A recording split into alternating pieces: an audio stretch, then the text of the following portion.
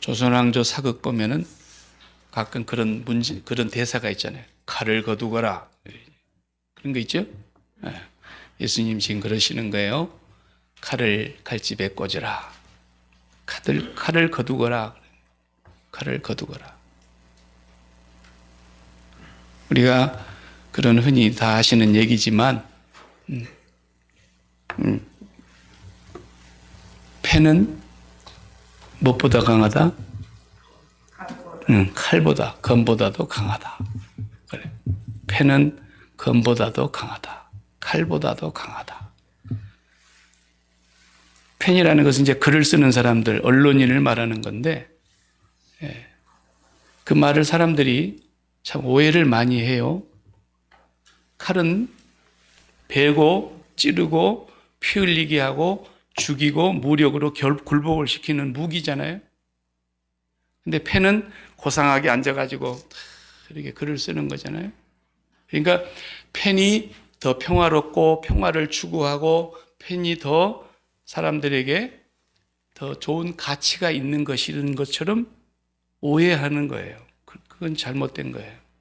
펜이 칼보다 강하다라는 말은 펜이 칼보다도 더 무섭고 더 더럽고 더 강하고 더 비열하고 더 추악하고 더 혹독한 것이라는 뜻입니다. 그냥 무식하게 칼로 가지고 그냥 탁 들고 가서 강도질 한번 하는 거다고요. 유식한 사람이 펜을 가지고 사람을 공격하는 것과 비교해보면 칼 들고 들어간 강도보다 훨씬 더 악하고 비열하고 추악한 것이 펜을 들고 공격하는 것이에요. 저도 살면서 그런 것을 직접적으로 간접적으로 당해보기도 했는데 아주 비열한 거예요. 정말로 잔인한 거예요. 짐승보다도 더 교활한 거예요. 펜을 가지고 장난하는 것은. 없는 얘기를 교묘하게 지어내가지고 사람들이 읽으면 그럴싸하게 루머를 만들어낸다든지, 바늘 끄트머리만한 일인데 그걸 침소 봉대해가지고 대나무만큼 키워가지고 그걸 글을 쓴다든지, 또 그랬을 것이라고 하는 상상력을 다 동원해가지고, 그게 다 유튜브들이 하는 것들이에요. 특히 정치 쪽에서는 가장 비열한 것이 펜입니다. 펜. 제일 추악하고 더럽고. 그래서 이 말을 오해하면 안 돼요. 펜은 고상하고 평화를 추구하고 무력을 쓰지 않았는데 칼은 무력을 쓰고 칼은 피를 흘리고 사람을 죽이니까, 그래서 마치 펜을 들고 있는 사람은 칼을 쓰는 사람보다도 고상하고 평화라는 가치를 추구하는 것처럼 오해하기 쉬운데 그런 뜻이 전혀 아닙니다. 펜을 들고 있는 사람이 더 독하다는 뜻입니다. 칼 들고 있는 사람은 무섭질 않아요. 그래서 이 말은 어떻게 해야 정확한 말이냐면, 펜이라는 칼은 쇠붙이로 만든 칼보다도 훨씬 더 강하다, 그런 뜻입니다. 그러니까 이 세상에서 그 칼이라고 하는 것은 그 상징이죠, 상징. 이게 전쟁을 의미하는 거예요. 그런데 옛날이야 다 칼로 했지만 지금 누가 칼 씁니까? 지금 다 총 들고 있고 대포로 쏴버리고 탱크로 쏴버리고 폭탄 싣고 와서 비행기로 폭격해버리죠. 이게 다 칼인 거예요. 그 상징성으로 전쟁을 의미하는 겁니다. 그래서 우리 인간들은 다 나름대로 자기 나름대로 칼을 가지고 있어요. 일생을 사는 것이 다 뭐냐? 칼 만드는 겁니다. 칼.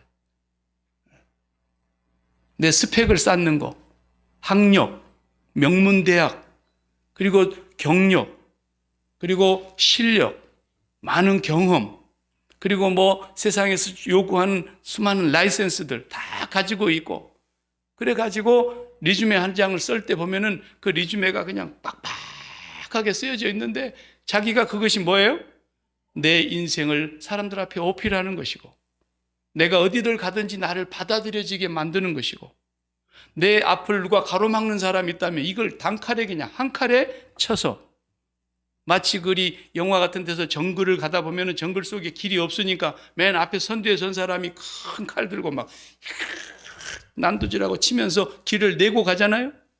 그런 것처럼 우리 사람들은 다 자기 나름대로 칼 만들어 가지고 내 앞길에 위험이 되거나 어떤 위기가 초래해 온다거나 그러면 그것을 단칼에 물리칠 수 있는, 그것이 다 우리에게 칼인 거예요. 네. 그래서 우리가 하는 말로 칼 없는 전쟁이다. 말은 칼 없는 전쟁이지만 전쟁이라면 칼이 없기는 불가능한 겁니다. 전쟁은 칼이 있어야 돼요. 회사들끼리 전쟁하는, 같은 업종의 회사들 같은 제품을 만들어내는데 고객들을 더 많이 확보하기 위해서 정말 레드오션이라 그러죠. 레드오션. 피바다가 일어난다네. 피바다. 예. 죽여야 우리 회사가 사니까. 예.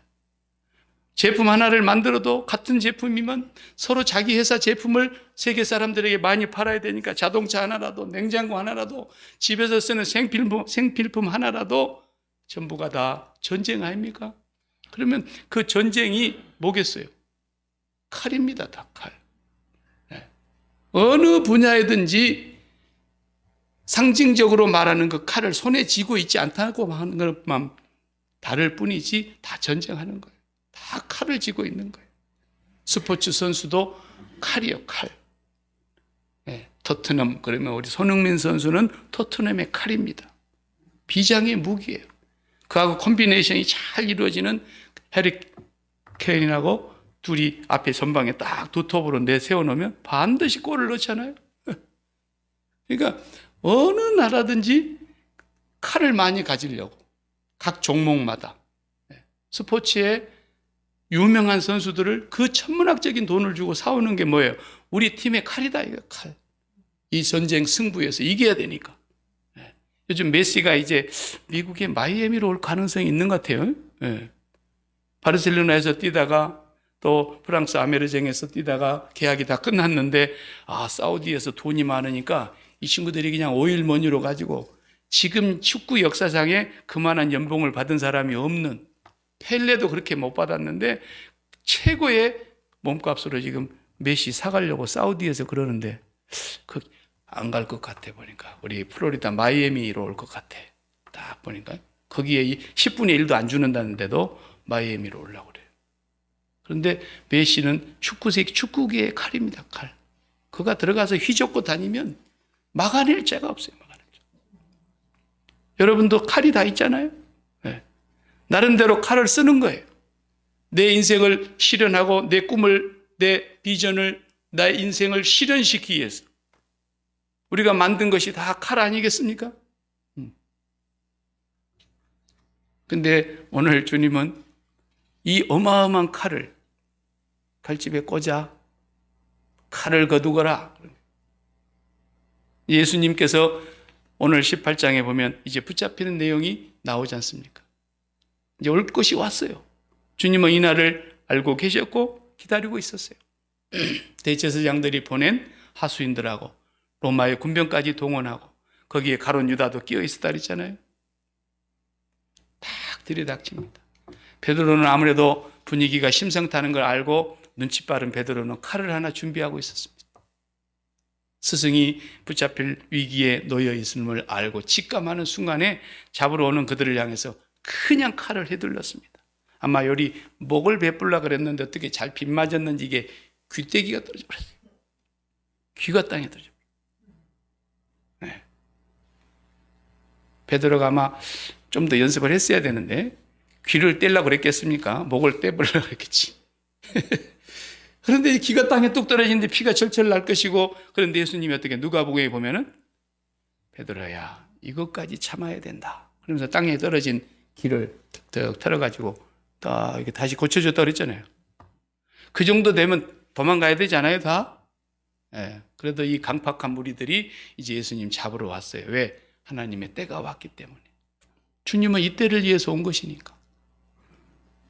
그래서 마태복음에도 또 누가복음에도 오늘 요한복음에도 이 내용이 기록이 되어 있는데 마태복음에서는 뭐라 그러세요? 야, 칼을 거두라니까. 네가 이렇게 해버리면 하나님 아버지께서 하늘에서 이런 일이 있으리라고 하신 말씀이 어떻게 이루어지겠냐? 내가 지금이라도 하나님 앞에 기도하고 하나님께 12영이 더 되는 군단을 내가 불러서 이들을 없앨 수 없는 줄 아느냐? 내가 그걸 못해서 그런 줄 아느냐? 그렇게 해버리면은 하나님의 뜻이 어떻게 이루어지겠느냐? 그 얘기를 하신 거예요. 그러니까 칼을 집에 도로 꽂아라. 이렇게 말씀하셨어요. 우리 주님께서는 이제 아버지의 뜻, 십자가를 지시기 위해서 오늘 누가복음에서는 요한복음에서는 아버지께서 내게 주시는 잔을 내가 마시지 않겠느냐 그랬어요. 아버지가 잔을 주셨으니까 내가 그 잔을 마셔야 되겠다고 말씀하신 것입니다. 오늘 이 말씀 통해서 예수님께서는요, 베드로에게 그 당시 그 자리에서 베드로에게 하신 말씀이지만 2000년 역사 동안 모든 인생들에게 하신 말씀이세요. 특별히 예수를 믿는다고 따라가고 있는 하나님의 자녀들에게 개개인에게 하신 말씀이세요. 박일규, 너 칼을 집에 꽂아라. 칼을 이제 내려놔라. 여러분 한 사람 한 사람에게 주님이 오늘 부활하신 주님이 하시는 말씀이세요. 너 이제부터 칼 쓰지 마. 너 지금부터서 칼을 내려놔. 나를 따라온다면. 이것이 아버지께서 나와 너희에게 주신 잔이라는 거예요. 그래서 우리도 예수님이 베드로에게 그런 말씀 하셨어요. 전에 3년 전에 사람들이 나를 누구라 그러든 그러니까 뭐 엘리야라 그럽디다. 세례 요한이 죽었는데 다시 살아난 거 아니냐 그럽디다. 예레미야나 큰 선지자 중에 하나라 그럽디다. 이런 대답을 듣고 와서 하니까 그럼 너희는 나를 누구라 그러느냐? 제자들에게 주님이 물었지 않습니까? 그때 베드로가 나서서 대답했죠. 주는 그리스도이십니다. 살아계신 하나님의 아들이십니다. 이렇게 대답을 하자 예수님이 칭찬을 하셨어요. 바요나 시몬아, 참 네가 복이 있다. 응? 이것을 네가 어떻게 알았니? 네가 이것을 알게 된 것은 너희 아버지 혈육이 가르쳐 준 게 아니고 하늘에 계신 너희 아버지가 알게 해 주신 것이다. 그때로부터 예수님이 뭐라 그러셨어요? 이제는 내가 예루살렘에 올라가 장로들과 대제사장들과 서기관들에게 붙잡혀 많은 고난을 당하고 십자가에 못 박혀 죽고 제3일에 살아나야 하리라. 이걸 비로소 가르쳤다 그랬어요. 그 가르치자마자 또 나선 사람이 누구예요? 죽는다는 말에 그냥 베드로가 깜짝 놀래가지고 그 원어의 본문에 보면 예수님하고 베드로하고 악유가 일어났다는 단어가 있어요. 에피티마오라는 단어를 썼는데요. 베드로가 예수님을 꾸짖었다 그랬어요. 어디 그딴 소리를 하느냐고. 지금 당신이 해야 될 일이 얼마나 중요한데 뭐 대제사장들한테 붙들려갖고 죽어요? 그딴 소리 하지 말라. 그래서 꾸짖었다고 번역했어요. 우리 성경에 보면 예수님을 꾸짖었다. 그러니까 예수님께서 그래 네밖에 없다. 너를 믿는다. 그러셔야 되는데 사탄아 물러가라. 사탄아 물러가라. 네가 사람의 일을 생각하고 도무지 하나님의 일을 생각하지 아니하는구나. 그때 말씀하셨어요. 그러면서 아무든지 나를 따라오려거든 자기를 부인하고 자기 십자가를 지고 나를 쫓아와야 된다 그랬어요. 이제 그 말씀이 3년 후에 오늘 바로 28장에서 이루어지고 있는 거예요. 딱 나타났어요. 이제 사탄의 무리들이 왔어요. 그리고는 예수님을 잡으려고 하니까 베드로가 나서서 그냥 칼을 휘둘렀는데 목을 베지는 못했지만 귀때기라도 떨어뜨렸어요. 그런데 주님께서 오늘 하시는 말씀이 칼을 집에 꽂으라. 아버지께서 내게 주시는 십자가의 잔을 내가 왜 마시지 않겠느냐. 내가 지금 12영이 더 되는 하늘의 천군천사를 아버지께 구할 줄 몰라서 그러는 줄 아느냐? 그렇게 해버리면 아버지가 이 일이 있으리라 하신 성경의 말씀이 어떻게 응하게 될 수 있겠느냐? 예수님은 거기서 십자가를 분명하게 다시 한번 선포하십니다. 그러니까 오늘 저와 여러분이 그 주님을 따라가고 있는 거예요. 그 십자가에 달리신 주님을 믿고 있고, 그 십자가에서 사흘 만에 죽으신 후에 부활하신 주님을 믿고 있고, 승천하신 주님을 믿고 있는 거예요. 우리가 그분이 가신 그 길을 그대로 연합해서 따라가고 있는 사람이라고 한다면 베드로에게 하신 말씀대로 이제 우리는 칼 쓰면 안 돼요. 칼을 집에 꽂아야 된다. 칼을 거두고 칼을 내려놓는 삶을 살아야 된다는 것입니다. 여기에서 말하는 이 칼이라고 하는 것은 앞서 말씀드린 대로 이제 우리의 인생이 이 세상에 있는 것들로 인해서 성공과 부귀영화와 기쁨과 향락과 즐거움과 만족과 행복을 누리려고 하는 그것이 다 무엇입니까? 칼로 만드는 거거든요. 그러나 이제부터 너희들에게 그건 없다라는 거예요. 그런 건 꿈도 꾸지 말라는 거예요. 바울 사도도 예수님 믿기 전에는 칼이 대단한 사람입니다. 가말리엘 문화생으로 요즘으로 하자면 법학 박사예요. 율법 학자니까. 바리새인 중에서도 가장 특심이 있는 열심 있는 사람이기 때문에 바리새인 중에서도 바리새인이라 그랬어요.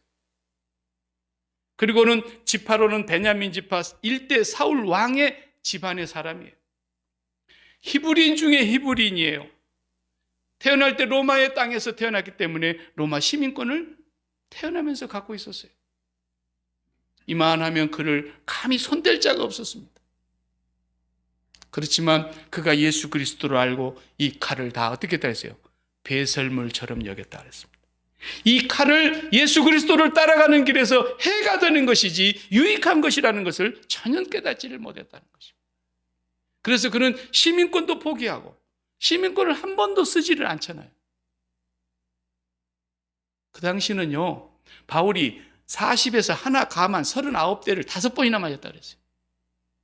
그 한 번만 맞아도 죽기 때문에 40대를 한 번만 맞아도 죽기 때문에 한 대를 감해가지고 39대를 때리는 거예요.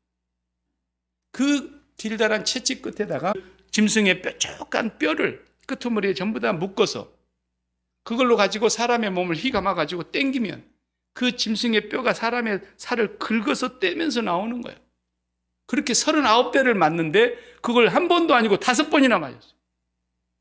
복음을 전하러 다니다 붙들려가지고. 그런데 내가 로마의 시민권자입니다. 그러면 아무도 손을 못 대는 거예요. 그런데 한 번도 안 썼어요. 사도행전 16장에 죽도록 맞고 감옥에 깜깜한 데 쳐넣었는데 거기서 밤중이 되매 기도하고 찬송하는데 지진이 일어났잖아요. 옥문이 열렸잖아요. 간수는 죄수들이 도망간 줄 알고 자결을 하려고 그러는데 바울이 그 안에 가만히 앉아 있으면서 이보게 칼을 거두게. 우리 여기 있어. 그러니까 이 간수가 깜짝 놀래가지고 선생들이여 내가 어떻게 해야 영생을 얻겠습니까? 그 앞에 무릎을 꿇었어요. 그리고는 주 예수를 믿으라. 그리하면 너와 내 집이 구원을 얻으리라. 간수가 데려다가 다 맞은 데를 닦아주고 치료해주고 그리고는 잘 모시는데 날이 샜어요. 다음 날에 높은 장관들이 출근을 했는데 이제 혼을 내려 그러는데 어떻게 됩니까? 그때서 얘기하는 거예요. 내가 로마 시민권자입니다. 이래봬도. 근데 여러분들이 어젯밤에 나를 잡아다가 묻지도 않고 두드러 패고 죄도 안 물어보고 때로 두드러 패고 뇌물 받아먹고 두드러 패고 그러니까 그 위에 높은 사람이 벌벌벌 떨었다 그랬잖아요. 바울이 바보입니까? 그는 한 번도 시민권을 쓰질 않았어요. 다 두드러 맞은 뒤에 몰라고 그걸 얘기합니까? 그는 한 번도 자기 칼을 쓰질 않았어요.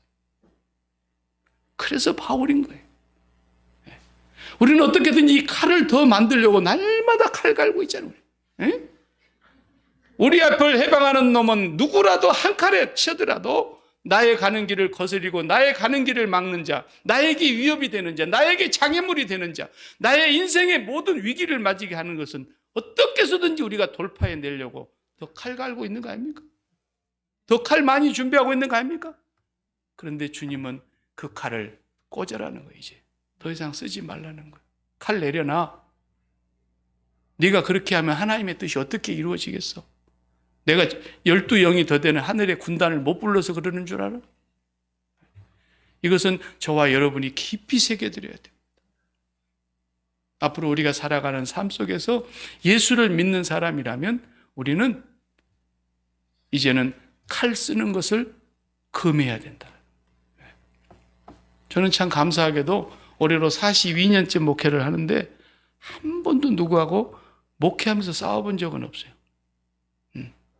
내가 힘이 세지도 않지만 뭐 힘이 있으면 얼마나 있겠습니까?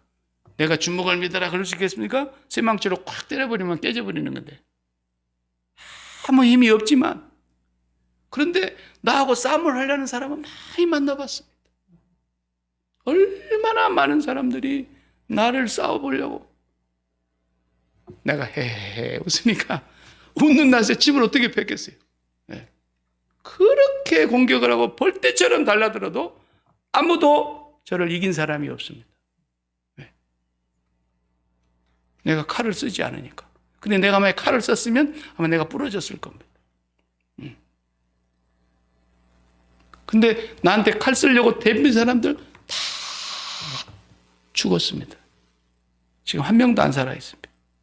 근데 내가 회개하고 죽었으면 다행일 텐데 회개하지 않고 죽었으면 지옥 갔을 겁니다.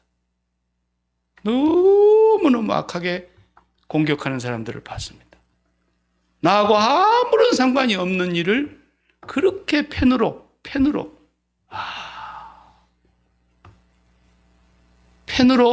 1년 동안 공격을 받아보셨습니까, 여러분? 1년 동안. 날마다 신문에 조선일보 1면, 밴쿠버 조선일보, 밴쿠버 서울신문, 밴쿠버 한국일보, 밴쿠버 한가위 신문, 밴쿠버 중앙일보, 밴쿠버 동아일보. 신문이 엄청 많잖아요. 근데 이 사람이 돈이 많으니까 종교는 보통 8면, 9면, 10면 이 뒤에가 쓰는 건데 정치면인 계속 큰 1번 기사 1면에다가 넣는 거예요. 박일규 목사는. 그래서 제가 유명이 된 겁니다. 그래가지고 엄청나게 유명해. 나는 돈 한 푼 안 들이고도 밴쿠버에서 나를 모르는 목사가 없어요.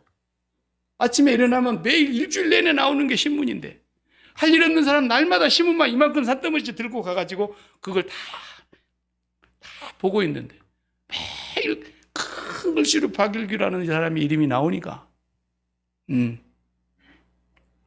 사람이 펜으로 얼마나 악해질 수 있는가를 나는 보았습니다. 나는 그 교회 임시당회장으로 간 것뿐이고 자기 교회 담임 목사님을 공격하는데요. 이야, 그 담임 목사님 지금 한국의 유명한 대학의 상담학 교수 하시다가 은퇴해가지고 다시 이제 밴쿠버에 돌아오셨는데 그분은 총각 때에 한 번 결혼에 실패하신 사모님을 아내로 맞이하신 분입니다. 딸 둘이 있는데 그걸 맞이하셨어요. 그리고 자기는 총각으로 그분하고 결혼을 하게 됐고 아무런 조건 없이 정말 훌륭하신 분입니다.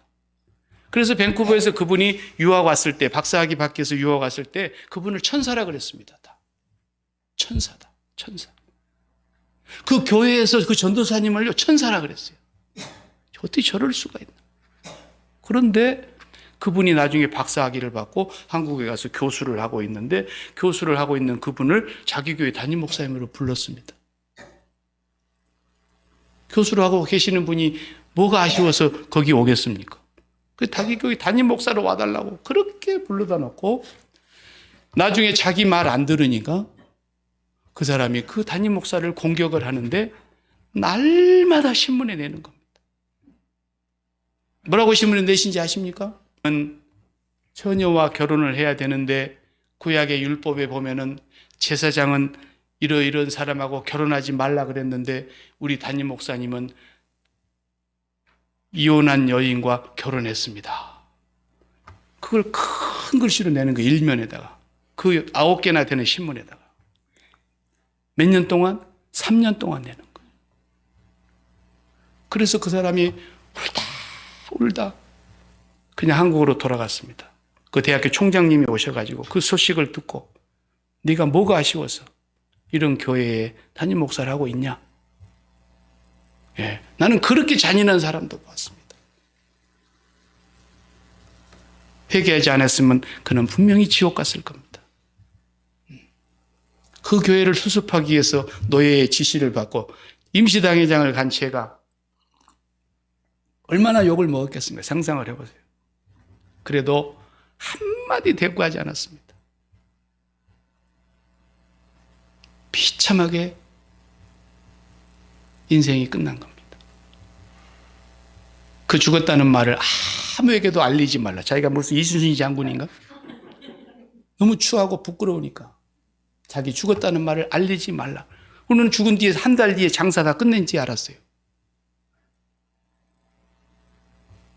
비참하게 끝났어요. 나는 그 현장에서 7년 동안 그걸 지켜봤기 때문에 생생하게 봤어요.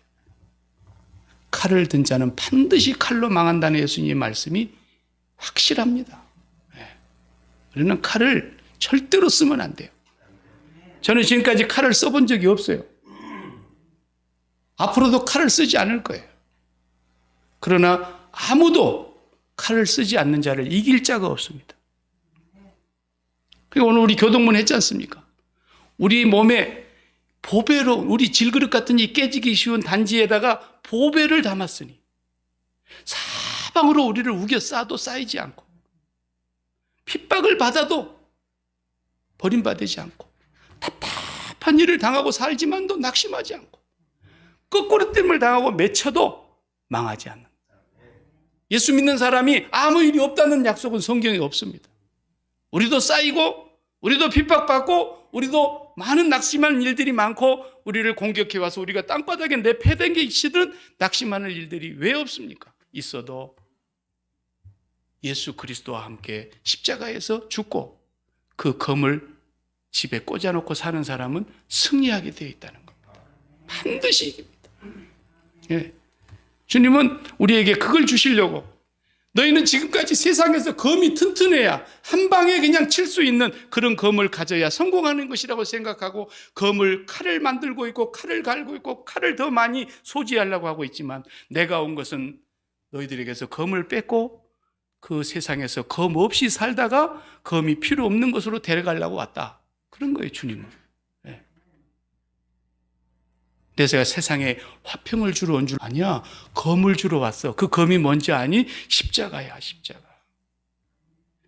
너희가 세상에 붙어있는 그 마음이 떨어져 나가지를 않으니까 십자가로 떼내야 되니까. 제일 강하게 붙어있는 순간 접착제보다도 더 강하게 붙어있는 거, 아무리 떼려고 해도 떨어지지 않는 게 뭐예요?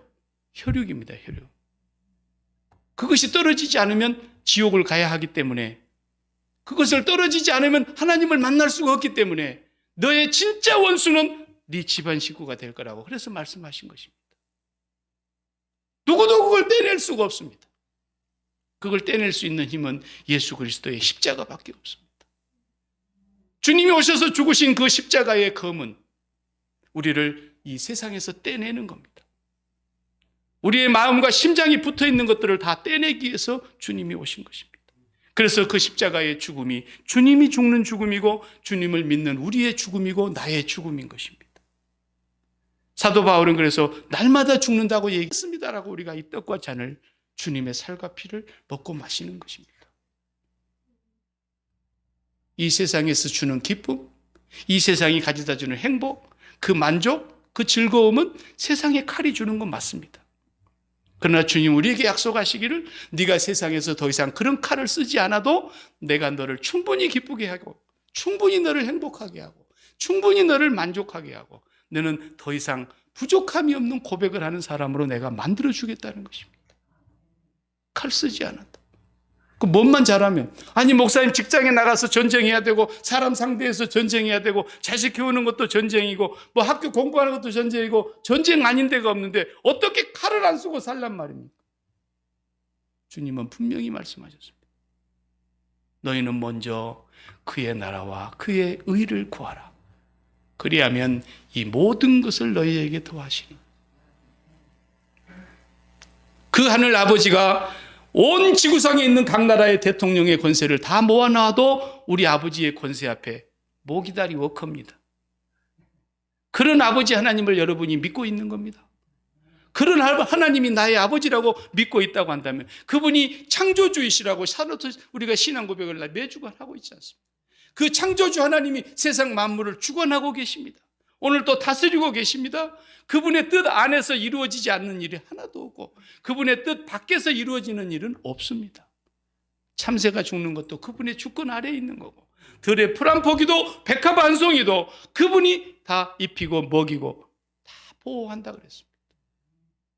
그토록 하나님의 주권을 우리가 믿는다면 그 주권 아래에 있는 우리는 오늘 우리에게 일어나는 모든 일을 아버지께서 나에게 주신 잔이라고 믿고 원샷 마시는 겁니다. 주님은 나에게 주는 잔을 내가 마시지 않겠느냐 그랬습니다.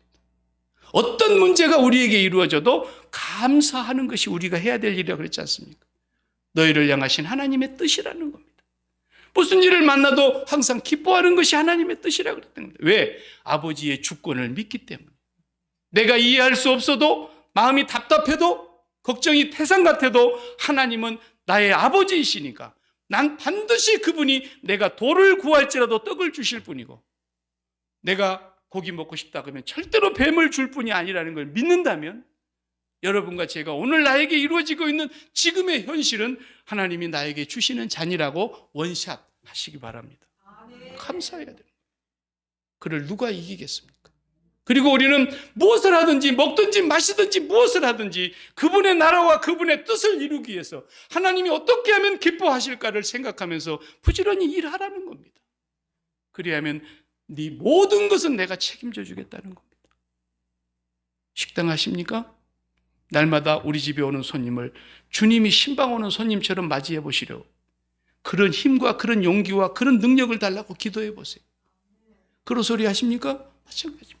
아이 뭐 별의별 사람들이 다 오긴 오지요. 진상들이라는 말이 있지 않습니까? 그래도 오늘 저 진상을 내가 원샷 할 수 있는 하나님의 은혜를 부어 주시옵소서. 별의별 인간이 다 오지 않습니까? 그래도 하나님이 나에게 보내주셨으니까 오는 겁니다. 그런 악한 사람도 하나님이 사랑하십니다. 왜? 햇볕과 비를 주신다 그랬잖아요. 그런 집은 하나님이 햇볕을 안 주셔야 되는데 그런 집은 하나님이 물도 안 나오게 해줘야 되는데 하나님은 악인과 선인에게 골고루 햇빛을 주십니다. 하나님은 악인과 선인에게 모두 다 물을 주십니다. 그 악인과 선인들이 우리 집을 들락날락 하는데 모든 사람은 하나님이 보내주셨기 때문에 오셨다고 믿고 그냥 원샷 하시기 바랍니다. 하나님 감사합니다. 나는 이해할 수 없지만 나는 납득이 안 될 수도 있지만 나는 지금 이 문제로 염려가 되는 게 사실이지만 하나님의 뜻이 하늘에서 계시오니 아버지의 뜻대로 되기를 바랍니다. 할렐루야 감사합니다. 아이고 내 몸이 아파 죽겠습니다. 그러나 범사에 감사합니다. 그래야 된다는 거예요. 이게 나에게 주시는 잔을 마시는 것입니다. 주님은 우리에게 그렇게 살라고 말씀하시는 거예요. 우리 후배 하나가 목회를 하다가 어떻게 그냥 집사님이 속을 썩이는지 재직회만 하면 그날은 그냥 속에서 천불이 나고 재직회를 하는 날이면 밥맛이 없어지고 내일 재직회를 하는 주일이 다가오면 입맛도 싹 달아나고 그 양반은 아프지도 않고 재직회를 반드시 결석을 안 하고 출석을 하니까 어떻게 하나님은 저런 사람에게는 감기도 안 걸리게 하고 재직이 한 번도 안 빠지게 하고 그렇게 하니까 너무 화가 나가지고 하루는 여러분 잠깐 집사님하고 제가 대화를 하고 좀 의논을 하고 오겠습니다 하고 잠시 재직회를 정회하고 목회실로 둘이 내려가고 건투를 했는데 누가 이겼겠어요? 제 후배가 이겼죠. 나이 많이 잡수신 어른은 어떻게 뭐 한 방에 그냥 날린 거죠. 어퍼컷으로. 그래갖고 지금 택시 운전기사하고 다닙니다. 그 왜 검을 썼냐 이거야. 검 한 번 쓰고 그게 끝나버린 거야 인생. 검 한 번 쓰고. 여러분 우리 인생이 얼마 안 남았습니다. 2000년 역사 동안에 검을 그렇게 꽂으라 그러는데도 이 말을 듣는 사람이 거의 없습니다. 거의 없습니다. 우리 소망교회 사랑하는 성도들 이제 남은 인생 내가 검을 내려놓겠다. 내가 이래 봬도 왕년에 내가 말이야 지렁이도 밟으면 꿈틀거려 나는 속에 창시도 없는 줄 알아? 막 그러면서 이 유창한 말로 하려고 하는 그것도 검이에요. 그것도. 검을 내려놔야 돼요. 말 잘하기로 하면은 뭐, 우리 장 목사님도 지금 공수도 구단, 태권도 구단 다 내려놓고 아무것도 안 쓰잖아요, 지금. 여러분, 주님께서 철저하게 말씀하세요. 우리의 검은 뭐라고요? 십자가예요. 십자가에 죽는 것이 검이에요. 나는 세상에 대하여 죽었습니다. 나는 자녀에 대해서도 죽었습니다. 남편에 대해서도 죽었습니다. 아내에 대해서도 죽었습니다. 비즈니스에 대해 죽었고 나의 건강의 문제에 대해서도 나는 세상에 대해서 죽은 자입니다. 아브라함이 그렇게 살았어요. 믿음의 조상이. 본토 친척 아비의 집을 십자가에 못 박은 사람이에요. 아브라함이 멀리서 예수 그리스도를 바라보았다고 주님이 증거해 주셨지 않습니까? 그는 본토 친척 아비의 집만이 아니라 그는 아내도 버렸어요. 그러나 아내를 절대로 털끝 하나 만지지 못하도록 하나님이 지키셨어요. 이삭을 버렸어요. 번제단에서 죽이려고 끌고 갔지만 하나님은 그를 죽은 자 가운데서 도로 돌려주셨어요. 그는 땅도 다 버렸어요. 무덤자리 하나 외에는 마련한 것이 없었어요. 그래도 그를 모든 민족의 조상으로 하나님이 복의 근원이 되게 하셨어요. 칼이 없어야 돼요. 네, 칼이 없어야 돼요. 이제부터서 칼을 다 반납하시고 남은 인생은 더 이상 내 마음에 속 끓이는 일이 없이 살리라. 네. 속이 끓고 속이 천불이 날라 그러면은 칼을 못 내려놨구나.